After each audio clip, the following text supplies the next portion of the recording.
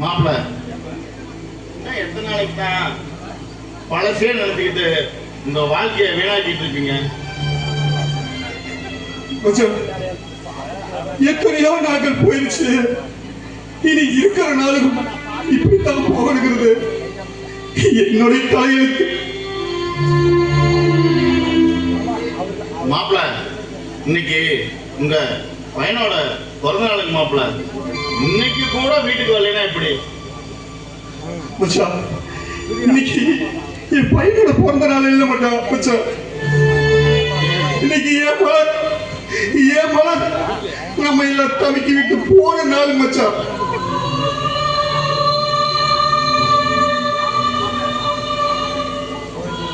மாப்பிள்ள மலரு என் கூட பிறந்த பிறப்பு மாப்பிள்ள.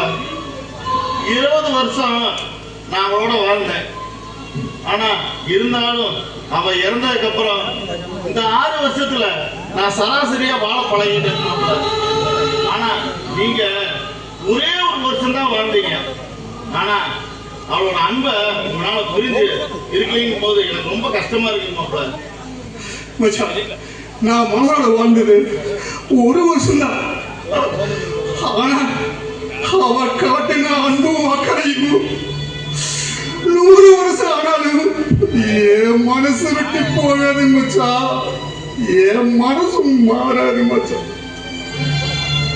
இந்த உலகத்துல மாற்ற முடியாத எதுவும் இல்லைங்க மாப்பிள்ள. எந்த பொருளுக்கும் ஒரு மாற்றம் இருக்கிற மாதிரி இந்த வாழ்க்கையில இன்னொரு வாழ்க்கைய நம்ம தான் மாப்பிள்ள மாற்றணும்.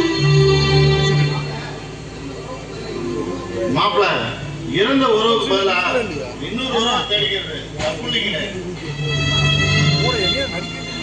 உண்மைதான் மச்சா, உண்மைதான். நம்ம மேல அன்பு கட்டுற யார வேணாலும் நம்ம தாயா ஏத்துக்கலாம். நமக்கு வழிகாட்டுற யார வேணாலும் அப்பாவை ஏத்துக்கலாம்.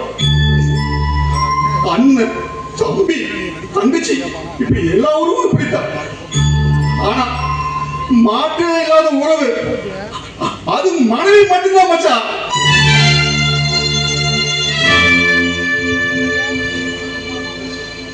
நீங்க சொல்றது உண்மைதான் மாப்பிள்ள.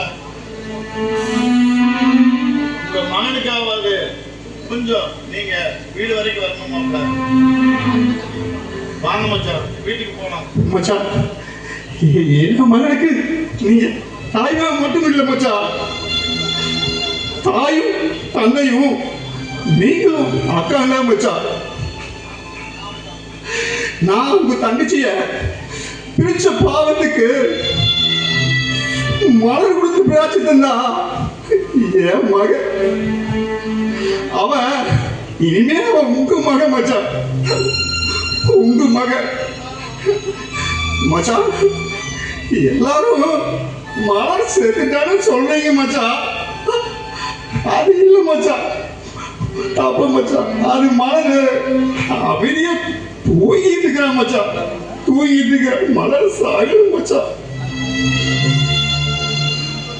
மச்சான் 20 வருஷம் உங்க தங்கச்சிய எப்படி எல்லாம் பாசம் காட்டி வளர்த்திருப்பீங்க.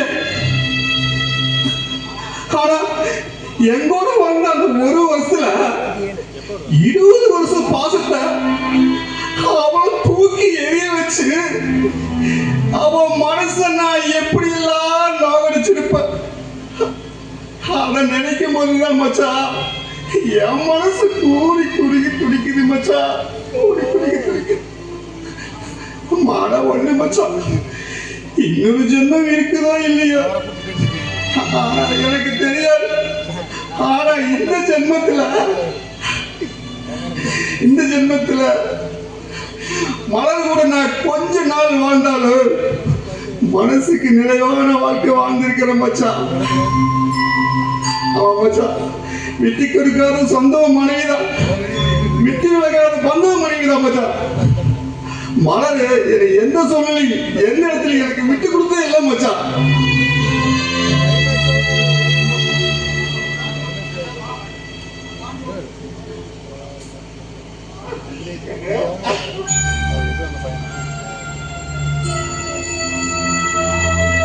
இந்த உலகத்திலேயே உன்னதமான உறவு எது தெரியுமா? யோசிக்காம உடனே சொல்லிடுங்க, அது அம்மா தான். ஆனா என்னோட நாயகனை கேட்டா இந்த உலகத்திலேயே மகத்துவமிக்க உறவு மனைவின்னு தான் சொல்லுவான். ஏன்னா அவன் முழுமையான தாய்மையை உணர்ந்ததே அவனோட மனைவிட்டு இருந்துதான். இவர்கள் காதலால் சேர்ந்த தம்பதிகள் இல்லை, காலத்தால் சேர்ந்த தம்பதிகள். இவர்கள் சேர்ந்தது காலத்தால் சொன்னா இவர்களோட இந்த பிரிவு யாரா? உங்களைப் போலவே எங்களுக்குள்ளும் ஆயிரம் ஆயிரம் கேள்விகள். இந்த கேள்விகளுக்கெல்லாம் விடை தேடி சிவபூபதியின் பேணாமை இருந்து நாமும் தாரம் தந்த வரம்